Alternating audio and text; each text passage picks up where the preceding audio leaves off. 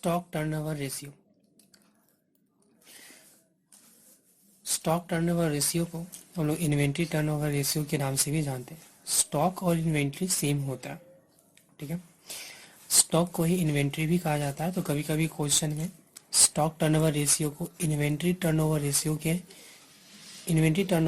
को निकालने के लिए कहता है।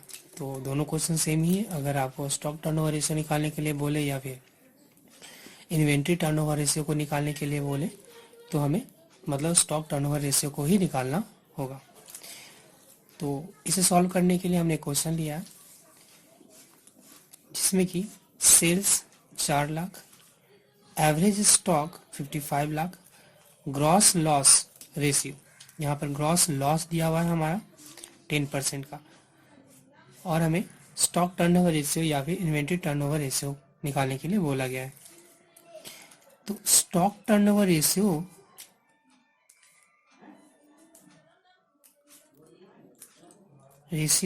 इज इक्वल टू होता है cost of goods sold COGS divided by average stock. तो एवरेज स्टॉक हमारे पास क्वेश्चन में दिया हुआ 55,000 का, जबकि COGS हमें निकालना होगा। तो COGS का फॉर्मूला होता है COGS cost of goods sold is equal to sales minus gross profit. अब चूंकि क्वेश्चन में ग्रॉस लॉस दिया हुआ है, तो यहाँ पर सेल्स माइनस GP ना होकर के सेल्स प्लस ग्रॉस लॉस हो जाएगा आपका। अगर ये प्रॉफिट होता तो sales minus GP, sales minus gross profit. अब चूंकि क्वेश्चन में हमारे पास ग्रॉस लॉस दिया हुआ है, तो हम यहाँ पर सेल्स प्लस GL करेंगे। अच्छा, यहाँ पर जो ग्रॉस लॉस है वो हमारा 10% है। 10% किसका? तो सेल्स का। तो पहले हमें GL निकालना होगा 4 लाख का 10%, और फिर उसमें हम सेल्स को ऐड कर देंगे तो हमारा COGS निकल जाएगा। तो सेल्स हमारा है 4 लाख का, और ग्रॉस लॉस हमारा 10% दिया हुआ है वो 4 लाख का। तो हम यहाँ पर सिंपली 4 लाख का 10% क्वेश्चन में कर लेते हैं, जो कि हमारा 4 लाख प्लस 40,000, 4,40,000 होगा। अब हम स्टॉक टर्नओवर रेशियो में पुट कर देते हैं इसे।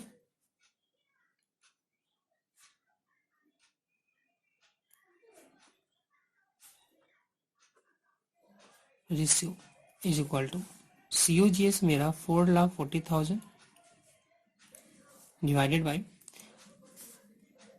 55,000। अब हम इसे सॉल्व कर लेंगे। तो ये 440 डिवाइडेड बाई 55, जो कि हमारा 8 टाइम्स निकलेगा।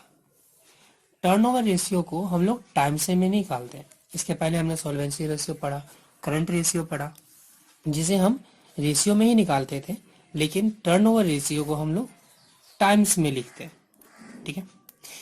तो ये बहुत ही सिंपल क्वेश्चन था, इसमें कुछ ज़्यादा था नहीं। यहाँ पर हमने एक और क्वेश्चन लिया है जो थोड़ा सा डिफिकल्ट है।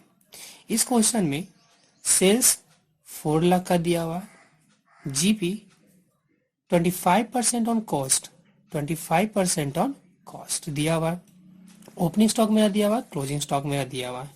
इसके बाद कैश सेल्स, डेटर और बिल रिसीवल दिया हुआ है।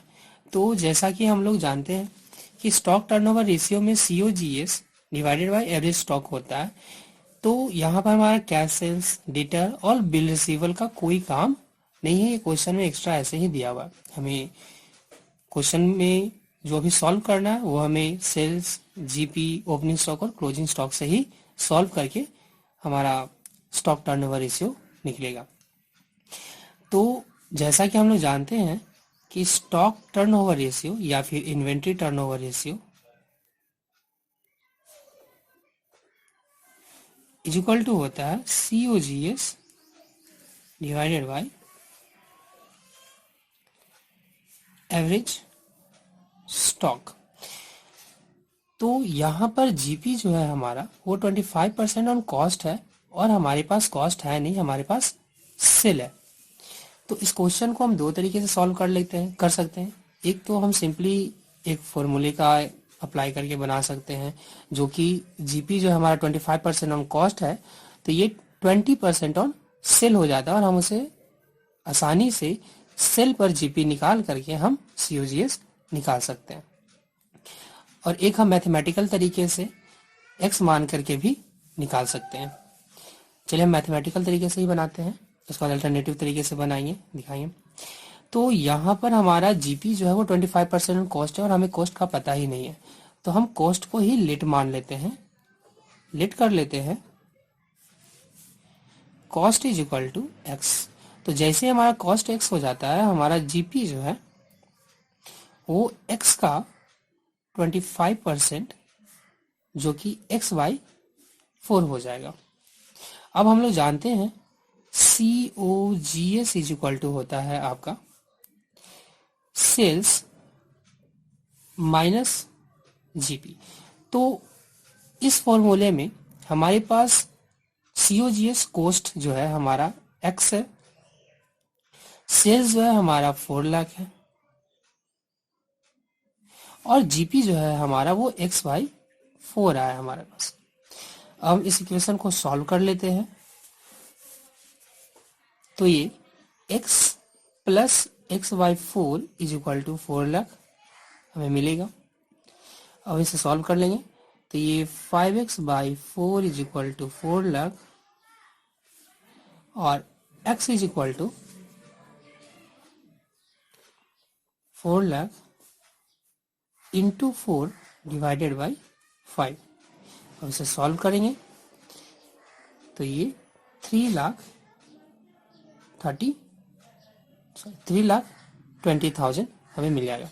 तो x जो कि हम माने थे कॉस्ट, तो यहाँ पर हमारे पास कॉस्ट जो कि COGS होता है, तो हमारे पास COGS 3,20,000 आ चुका है। अब हमें एवरेज स्टॉक निकालना है, तो एवरेज स्टॉक निकालने के लिए हम opening stock plus closing stock divided by 2 करेंगे। तो average stock is equal to opening stock plus closing stock divided by 2।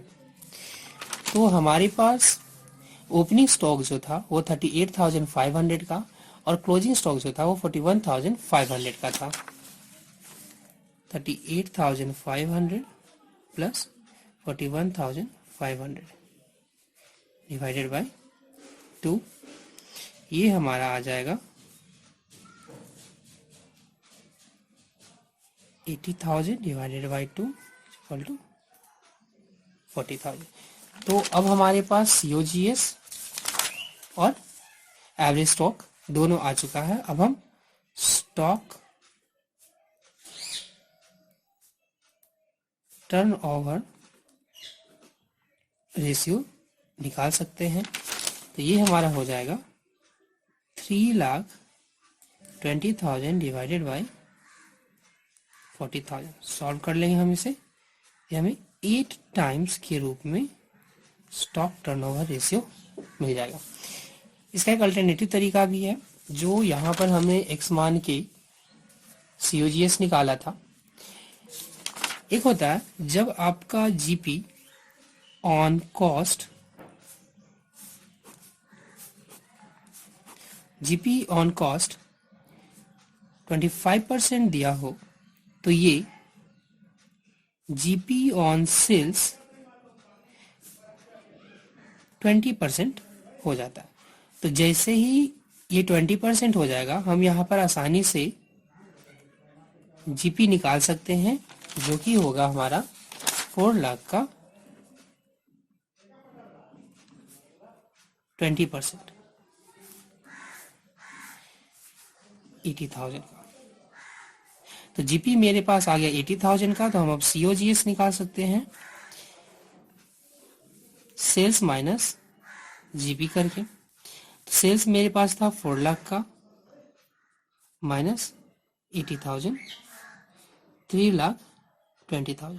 तो हम किसी भी तरीके से बना लें, या तो हम इस तरीके से बना लें तभी मेरा COGS 3,20,000 ही आता है, या फिर हम मैथमेटिकल तरीके में कॉस्ट को x मान के बना ले तभी मेरा COGS 3,20,000 ही आता है।